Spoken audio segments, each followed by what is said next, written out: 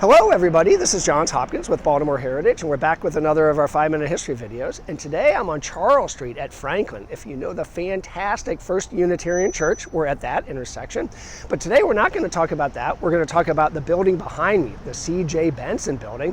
It's been here since 1911 and has had all sorts of uses, which we'll get to.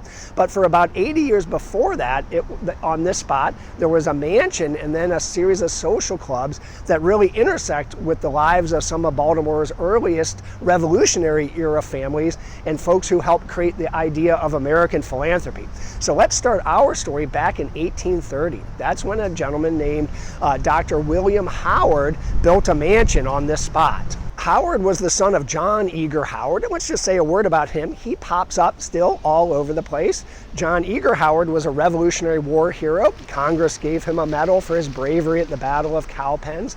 He owned an enormous estate here and got to name the names of roads when they were being built. If you know the road Lexington Street, that's for the Battle of Lexington. Saratoga Street, the Battle of Saratoga. Utah Street, the Battle of Utah Springs, where Howard was wounded. And he himself has 3 streets named after him: John Street, Eager Street, and of course Howard Street.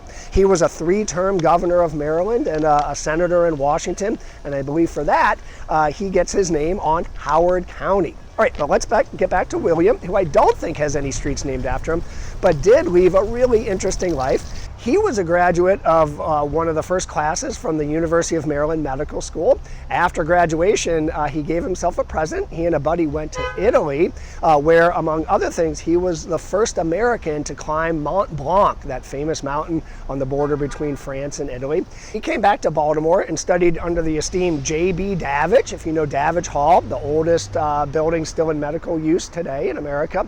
But his career was limited to one patient. His first patient died under his care, and that apparently was enough for him. He called it quits, and then became a topographical engineer. Among other things, he helped survey paths for the C&O, the Chesapeake and Ohio Canal, the B&O Railroad, and the upper Chesapeake Bay, where the Susquehanna River dumps in. On the civic side, he helped design the McKim Free School, which is still there in East Baltimore, and was on the board of directors of a place called the Maryland Institute for Promotion and Arts. Today we call that MICA. So what kind of house did William build? A fantastic house. Its portico was a replica of the Temple of Minerva in Assisi, Italy. I guess he liked Italy. And it had 4 enormous columns up front, coming from marble at the Beaver Dam Quarry in Cockeysville. The first one he shipped here whole, and it was so heavy that it rutted Baltimore's roads. Baltimore City passed an ordinance saying that the next 3 columns William had shipped, he had to have them shipped in pieces so they didn't do so much damage, which he complied with. The house remained in the Howard family until about 1860, when it was sold to a place called the Union Club. The Union Club were members of the Maryland Club that had been founded a few years before, who opposed the Maryland Club's stance in favor of the Confederacy in the years leading up to the Civil War. Interestingly, the first president of the Union Club was a gentleman named Jerome Bonaparte. He went by Bo Bonaparte, get it? He was the son of Betsy Patterson of Patterson Park, and Jerome Bonaparte Sr., the brother of Napoleon Bonaparte, the Emperor of France, but that's another story. So Bo was the president of the Union Club, the first president, and also first president of the Maryland Club that he broke away from. If you're curious where his house was a place called Montrose Mansion that I believe still exists up in Baltimore County on land owned by the Maryland National Guard. After the Union Club, in came a group called the Alston Club, which I don't know much about, but then a few years later, it became something called the Athenaeum Club, which had its own cast of colorful and important characters. It was a literature and art society, but on its bar was the inscription in Latin, Ergo Bibi, therefore we drink. Its first president, Severn Teakle Wallace. You may know the Wallace name, that shows up again. And Betsy Wallace Warfield, who married King Edward VIII, who abdicated the English crown for her. But Severn Teakle Wallace lamented that the only money-making part of this new club was its bar. He said, quote, "We are organized for the promotion of literature, science, and art, but it appears that our only profit has come from our sins and weaknesses." Some of the club's members included Robert Garrett, the president of the B&O Railroad, Richard Venable, if you know the Venable law firm today. Venable apparently hosted on Sunday mornings something he called Sanhedrin, I think was a takeoff of Jewish assemblies, but his were on Sunday mornings where gentlemen could come and drink mint juleps instead of going to church. Other members over the years included philanthropist Johns Hopkins, as well as Enoch Pratt. Those two helped start the idea of American philanthropy, philanthropy based on America as the land of opportunity and dreams.